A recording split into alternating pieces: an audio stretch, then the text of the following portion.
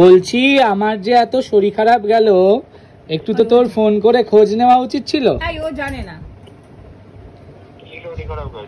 না না, তোর তো ফোন করে এত লোক আসছে দেখছে, তোর তো ফোন করে, হ্যাঁ মানে এত লোক খোঁজ নিচ্ছে, তোর তো উচিত ছিল ফোন করে খোঁজ নেওয়া যে কেমন আছি, বা কিছু খাবার দাবার তো পাঠানো উচিত ছিল ব্লিঙ্কিট সুইগি করে, যে ভাইটার শরীর খারাপ, কিছু পাঠাই কিছু করি।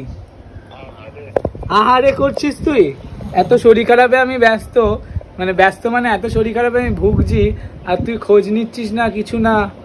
ছি, লজ্জা থাকা চাই, লজ্জা। তারপরে একটু খোঁজও নিচ্ছিস না। ও জানে না, সবাই সারা রাষ্ট্রের লোকজন জেনে যাচ্ছে আমার শরীর খারাপ, আর ও জানে না। তোর মতন ওর কাজ নেই, তুই তো সারাক্ষণ মোবাইল নিয়ে বসে থাকি, ওর কাজ করতে হয়। কিছু পোস্ট করছিস না, ছবি টবি ছাড়ছিস না, তার মানে তোর এতটাই বাজে কন্ডিশন যে তোর সত্যি বিছানায় পড়ে আছে, তখন আমি ফোন করে খোঁজ। ও আচ্ছা, পোস্টটা কষ্ট করে করতে হচ্ছে তাই। ব্লিঙ্কিটে ঠিক আছে, আজকে যখন জানলি তাহলে ব্লিঙ্কিটে খাবার দাবার পাঠিয়ে দে। শরীর খারাপে মানুষ, অসুস্থ রুগীরা যা খায়।